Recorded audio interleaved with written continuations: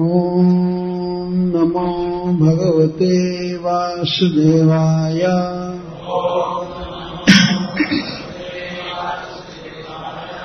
ॐ नमो भगवते वासुदेवाय।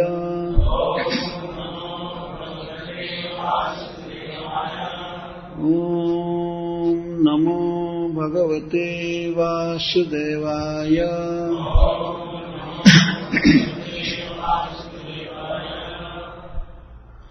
এই ভক্তি রসের করিলাম দিগ দর্শন, ইহার বিস্তার মনে করিহ ভাবন।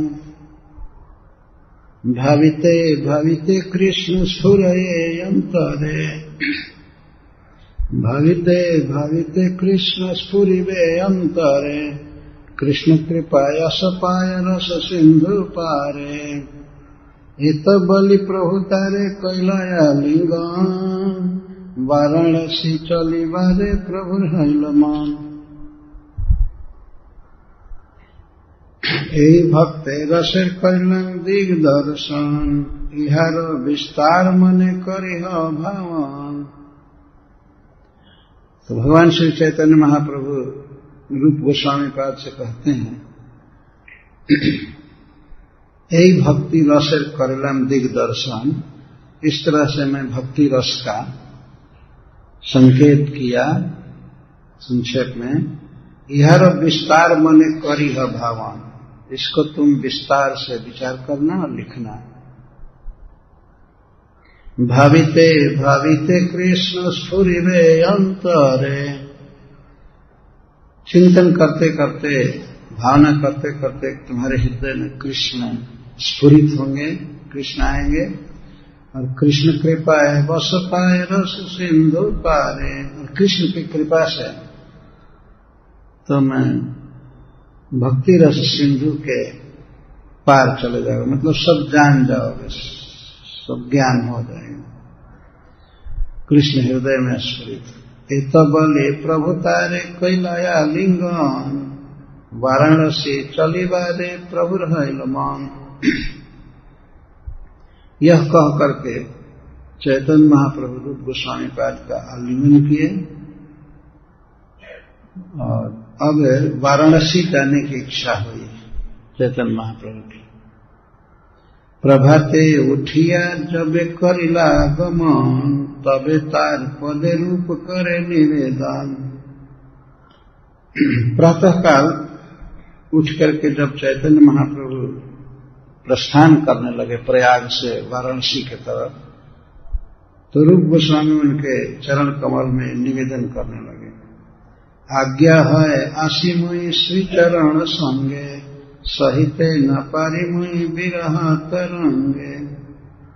यदि आपका आदेश हो तो मैं आपके साथ ही चलूंगा, जहां जहां आप रहेंगे वहां रहूंगा, क्योंकि मैं आपका वियोग दुख नहीं सह सकता। विरह समुद्र की तरंगें सह नहीं सकती। प्रभु कहे तुम्हार कर्तव्य हमारा वचन, निकटे आसिया तुम्हें जाहा वृंदावन। चैतन्य महाप्रभु ने कहा कि रूप तुम्हारा कर्तव्य है मेरा वचन, मेरी आज्ञा का पालन करना ये तुम्हारा कर्तव्य है। मेरी आज्ञा है वृंदावन जाओ, निकट आ गए हो, यहां से तुम वृंदावन जाओ। निकटे आसिया तुम्हें जाहा वृंदावन। वृंदावन है तुम्हें गौड़ देश दिया, हमारे मिलीबा नीला चलते आसिया। वृंदावन से तुम जब बंगाल जाओगे, एक बार जरूरत पड़ेगी तुमको, तो जगन्नाथपुरी से होते हुए जाना, नीलाचल से होते हुए जाना, मुझसे मिलना। तारे आलिंगिया प्रभु नौकाते चढ़िला, मूर्छित हैया तेहु तहां ही पड़िला। रूप गोस्वामी पाद का बारंबार आलिंगन करके चैतन्य महाप्रभु नौका पर चढ़े। उस समय रूप गोस्वामी बिल्कुल मूर्छित होकर के गिर गए। दक्षिणात विप्रतारे घरे लैया गेला, तबे दुई भाई वृंदावन ते चलिला। तो साउथ इंडिया के एक ब्राह्मण थे वहां प्रयागराज में, तभी रूप गोस्वामी को अपने घर ले गए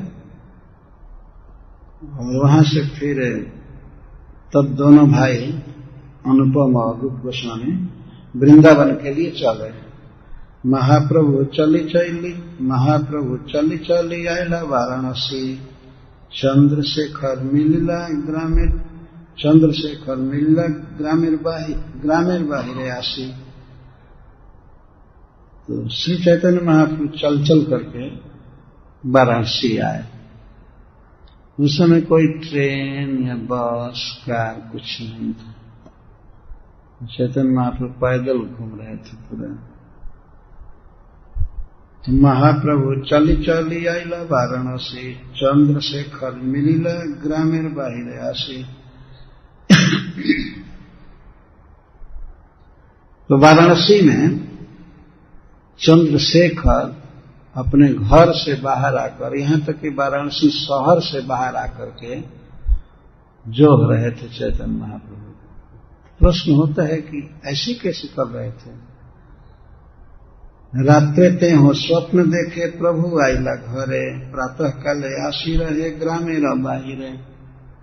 रात में सपना देखे कि चैतन्य महाप्रभु आए हैं हमारे घर, तो जगे तो बनारस से बाहर जाकर के जो रहे थे। इधर प्रयागराज से जो वाराणसी का रास्ता जाता है, आप लोग देखे हैं, गंगा जी के किनारे किनारे रास्ता आता है। कहीं गंगा जी दूर पड़ती है, कहीं कुछ पड़ती है। तो चैतन्य महाप्रभु इस प्रकार आए। प्रयाग से जो वाराणसी रास्ता जाता है, और एक रास्ता ऐसे भी है ट्रेन का, हम लोगों ने देखा है, बस रोड भी है, नैनी विंध्याचल होते हुए मिर्जापुर होते हुए सीधे। लेकिन चैतन्य महाप्रभु गंगा जी पार किए नौका से, तो झूसी होते हुए आए। तो महाप्रभु चली चली आइला वाराणसी, चंद्रशेखर मिलिला ग्रामेर बाहिरे आसी।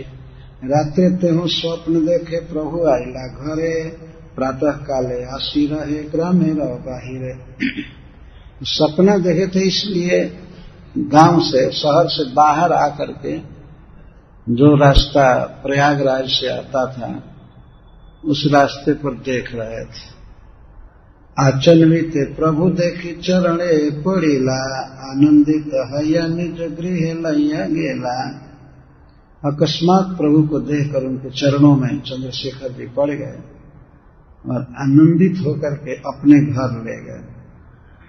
तपन मिश्र सुनी आसी प्रभु रे मिलिला, इष्ट गोष्ठी करी प्रभु निमंत्रण कैला। इसके बाद तुरंत ही तपन मिश्र आए चंद्रशेखर जी के घर पर। चंद्रशेखर जी का घर दशाश्वमेध घाट के निकट था। बनारस में आज भी सोनरपुरा से लेकर के दशाश्वमेध तक एक बंगाली टोला है, उसी में चंद्रशेखर जी का घर था।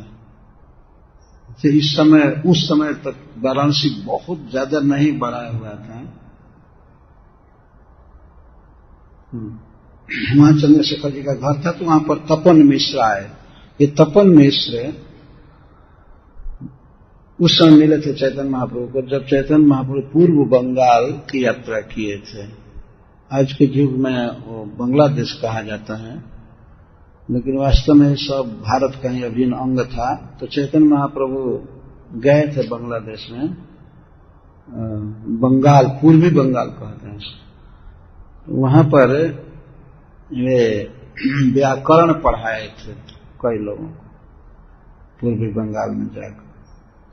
तो वहां से तपन मिश्र को भेजे कि आप जाइए, वाराणसी रहिए और मैं आपसे वाराणसी में मिलूंगा। वही तपन मिश्र भी प्रतीक्षा में थे। तो तपन मिश्र सुनी आशी प्रभु रे मिलिला, इष्ट गोष्ठी करी प्रभु निमंत्रण कैला। और इष्ट गोष्ठी आपस में प्रेम की वार्ता किए, समाचार पूछे, कैसे घूमे, कैसे हैं। और चैतन्य महाप्रभु उनसे पूछे सब समाचार। उन्होंने निमंत्रण किया कि आप हमारे यहाँ प्रसाद दीजिए। निज घरे लैया प्रभु रे भिक्षा कराइला, भट्टाचार्य चंद्रशेखर निमंत्रण कैला। तो चैतन्य महाप्रभु को ले जाकर तपन मिश्र प्रसाद खिलाए। और चंद्रशेखर जी भट्टाचार्य को खिलाए। ये अजीब बात है, दो ही आदमी हैं, हर एक आदमी को, एक भगवान को ले गए तपन मिश्र और चंद्रशेखर जी बलभद्र भट्टाचार्य को निमंत्रित किया। भिक्षा कराइया मिश्र कहे, भिक्षा कराइया मिश्र कहे प्रभु पाए धरी, एक भिक्षा मांगी मोरे देह कृपा करी। तपन मिश्र जी ने कहा भिक्षा कराने के बाद, प्रसाद देने के बाद, कि आपसे एक मैं भिक्षा मांगता हूं, अब मेरी इच्छा पूरी कीजिए। जावत तोमारा है काशीपुर स्थिति, मोर घर बिना भिक्षा न करिया कति, न करीबा कति। जब तक आप वाराणसी में रहेंगे तब तक मेरे घर ही प्रसाद खाइएगा और किसी के घर मत जाइएगा। पता नहीं क्यों मना किए। बोलते सब भांग संग पीते रहते शिव जी के नाम पर बनारस में। कोई वैष्णव नहीं, कोई भगवान को प्रसाद अर्पित नहीं करता है भोजन, तो शायद इसीलिए मना किए होंगे। और वाराणसी के वेदांती लोग जब देखेंगे कि ये भाव की तरह नाच रहा है तो इनके प्रति अश्रद्धा करेंगे। इसीलिए तपन मिश्र जी ने कहा कि हमारे घर खाइएगा, अब किसी के घर खाइएगा मत। तो चैतन्य महाप्रभु खाने जाते थे तपन मिश्र के यहाँ और रहते थे चंद्रशेखर जी के यहाँ। यह उनका है, इनकी स्थिति के बारे में। प्रभु जान दिन 5-7 जे रहिब, सन्यासी रसंगे भिक्षा कहा न करीब। प्रभु ने कहा, स्वीकार कर दिया, कहा कि हाँ तो 5-7 दिन रहना है बनारस में, तो किसी भी सन्यासी के यहाँ भिक्षा नहीं करूंगा, किसी सन्यासी के यहाँ नहीं खाऊंगा। चैतन्य महाप्रभु को सन्यासी रसंगे भिक्षा कहा न करीब। या तपन मिश्र जी ने कहा कि आप बनारस में अरे 5-7 दिन रहेंगे ही, तो किसी सन्यासी के यहाँ मत खाइए। ये मायावादी सन्यासी, पहले सन्यासी मतलब वही होता ही था, वैष्णव सन्यासी कोई नहीं थे उसमें। यहां तक चैतन्य महाप्रभु को खुद ही उसी में सन्यास लेना पड़ा था, कहीं सन्यास मिलता ही नहीं, इसीलिए केशव भारती से सन्यास लिया। इत जानी तार भिक्षा कैला अंगीकार, वासनिष्ठा कैला चंद्रशेखर एल घर। तो चैतन्य महाप्रभु ने स्वीकार किया, ठीक है, जब तक मैं रहूंगा आपके यहाँ प्रसाद लूंगा, मैं किसी सन्यासी के यहाँ नहीं खाऊंगा। और इस प्रकार उनके भिक्षा को स्वीकार किए और वास स्थान किए चंद्रशेखर जी के घर को। रहते थे चंद्रशेखर जी के यहाँ और प्रसाद पाने जाते थे विश्वेश्वरगंज में। लगभग 2-2.5 किलोमीटर है वहां से, नहीं होगा ना, 3 होगा, 2.5 या 3 किलोमीटर। प्रसाद स्वीकार किए तपन मिश्र का और चंद्रशेखर जी के यहाँ निवास। ये प्रश्न होता है कि चंद्रशेखर जी के यहाँ प्रसाद क्यों नहीं पाते थे। ऐसी सामाजिक रीति थी, चंद्रशेखर जी कायस्थ थे, तो कायस्थ को भी शूद्र ही माना जाता था। चैतन्य महाप्रभु चूंकि सन्यासी थे, ब्राह्मण थे, इसलिए लोक दृष्टि से ये तो उनके घर रहते थे लेकिन खाते नहीं थे। खाने जाते थे ब्राह्मण के यहाँ, मिश्र जी के, तपन मिश्र जी के यहाँ। वासा निष्ठा कैला चंद्रशेखर घर, महाराष्ट्रीय विप्रयासी तारे मिलिला, प्रभु तारे स्नेह करी कृपा प्रकाशिला। वाराणसी में एक महाराष्ट्रीय ब्राह्मण रहते थे, महाराष्ट्र के, जिनके निमंत्रण को चैतन्य महाप्रभु ने स्वीकार किया था, और उसी निमंत्रण में सन्यासियों से इनकी भेंट हुई और प्रकाशानंद जी को इन्होंने भक्त बना दिया था। तो महाराष्ट्रीय विप्रयासी तारे मिलीला, प्रभु तारे स्नेह करी कृपा प्रकाशिला। महाराष्ट्र के उस ब्राह्मण पर चैतन्य महाप्रभु ने अपनी कृपा बरसाया, भक्ति दान दिया। महाप्रभु वाइला सुनी शिष्ट शिष्ट जन, ब्राह्मण क्षत्रिय आशी करे न दर्शन। जब महाप्रभु जी का वाराणसी में आना सुने वहां के लोग, बड़े बड़े लोग, विशेष करके ब्राह्मण क्षत्रिय आदि, वे आकर के दर्शन कर रहे थे। श्री रूप ऊपरे प्रभु जत कृपा कैला, अत्यंत विस्तार कथा संक्षेपे कहिला। श्री रूप गोस्वामी पर भगवान चैतन्य महाप्रभु ने जितनी और जिस प्रकार से कृपा की, इसका बहुत बड़ा विस्तार है, लेकिन मैं संक्षेप में इसका वर्णन किया। कृष्णदास कविराज गोस्वामी कहते हैं, मैं संक्षेप में कहा। श्रद्धा करी यही कथा सुने जेई जने, प्रेम भक्ति पाए सही चैतन्य चरणे। जो श्रद्धा के साथ इस कथा को सुनता है, केवल इसी एक अध्याय को, तो चैतन्य महाप्रभु के चरण कमल में उसका प्रेम बढ़ता है। श्री रूप रघुनाथ पद जारयास, चैतन्य चरितामृत कहे कृष्णदास। श्री रूप गोस्वामी पाद और श्री रघुनाथ दास गोस्वामी के चरणों में दृढ़ जिसकी आशा है, अर्थात हमें कृष्ण प्रेम में देंगे, इस तरह कृष्णदास चैतन्य चरितामृत कह रहा है। रूप गोस्वामी और रघुनाथ दास गोस्वामी को हमेशा प्रणाम करते गए हैं हर एक अध्याय के अंत में। श्री रूप रघुनाथ पद जारयास, चैतन्य चरितामृत कहे कृष्णदास। हरे कृष्णा कृष्णा कृष्णा हरे हरे, हरे राम राम राम हरे हरे। इस प्रकार रूप गोस्वामी को भगवान ने शिक्षा दिया, ये प्रसंग समाप्त हुआ। अब वाराणसी में सनातन गोस्वामी को कई अध्यायों में शिक्षा दी। 2 महीना रुकेंगे वहां। प्रयागराज में 10 दिन थे और वाराणसी में 2 महीना। बहुत विस्तार से शिक्षा। हरे कृष्ण। बहुत धन्यवाद करता हूं ब्रज भक्ति विलास प्रभु को, जिन्होंने भक्तों के हित के लिए यह आयोजन किया। यह परंपरा ही है वास्तव में। आज से लगभग 19 वर्ष पहले श्रील लोकनाथ महाराज हमको आमंत्रित किए दिल्ली में कथा कहने के लिए। सबसे पहले बार बार कहते थे कि आप एक बार आइए दिल्ली में कथा कहिए। एक माता जी थी, उनकी तबीयत खराब थी, उसके पहले वो सुनना चाहती थी, लेकिन संजोग बस उनका शरीर छूट गया और वो भागवत नहीं हो पाया। परंतु संपूर्ण इस कांड में सबसे पहले हमें कोई उत्साहित करने वाला व्यक्ति था तो श्रील लोकनाथ महाराज। बहुत उत्साह दिया उन्होंने।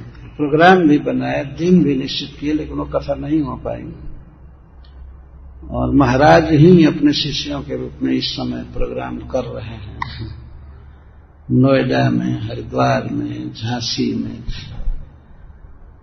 महाराज के शिष्य भी उनके चरण चिन्ह पर चल करके इस प्रकार आदर कर रहे हैं, कथा सुनना चाहते हैं और इस प्रकार भक्तों का उपकार कर रहे हैं। तो मैं लोकनाथ महाराज का सदैव ऋणी हूं। वह वास्तव में सच्चा प्रेम करते हैं हमसे और मैं भी उनसे सच्चा स्नेह करता हूं। तो महाराज के चरणों में बारंबार प्रणाम करता हूं, जिन्होंने ऐसी शिक्षा दी है अपने शिष्यों को, जो इस प्रकार श्रीमद् भागवत और चैतन्य चरितामृत से प्रेम कर रहे हैं। वास्तव में मनुष्य जीवन इसी के लिए है कि इसे पढ़ा जाए, सुना जाए, कीर्तन किया जाए। महाराज स्वयं ही श्रीमद् भागवत के एक प्रामाणिक वक्ता हैं और इसके साथ ही साथ वे इस कान में अपने मधुर संकीर्तन के लिए बहुत प्रसिद्ध हैं, सब लोग जानते हैं। तो ऐसे महाराज का मैं ऋणी हूं। भगवान के चरणों में उनके शिष्यों का प्रेम बढ़ता रहे, यही शुभकामना करता हूं। और आप सभी वैष्णवों को मैं प्रणाम करता हूं कि आपने हमको अवसर दिया चैतन्य महाप्रभु की कथा कहने का और भगवान वामनदेव की।